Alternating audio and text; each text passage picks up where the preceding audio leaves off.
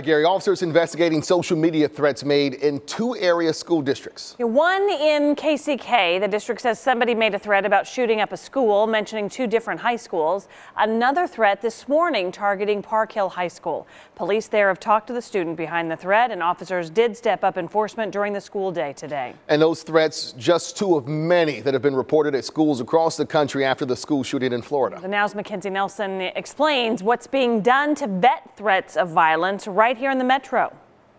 Anything you think that should be followed up that you're worried about, we should know about. Local police are asking that you do your due diligence in this era of technology. The great thing for us is we can act on it right away. The Overland Park Police Department is just one, having to monitor all social media platforms 24/7. With help from the public, police have been tagged in a lot of threatening posts. This type of information where people are looking for things and sending it to us happens especially after some type of event that happened in Florida. According to Miami-Dade schools, just 24 hours after the tragedy, violent threats skyrocketed from about once a week to more than 50 in one day. In Overland Park, Sergeant Mason says they've also seen an increase in threats. Sometimes it ends up being nothing, but we certainly want to look into it and make sure that we vet it as properly as we can. Once police have ruled out any crime has been committed, Sergeant Mason says the situation is out of their hands. Doctors at Truman Medical Center say that's where a threat assessment evaluation comes in play, saying it's not always about the threat that's been made,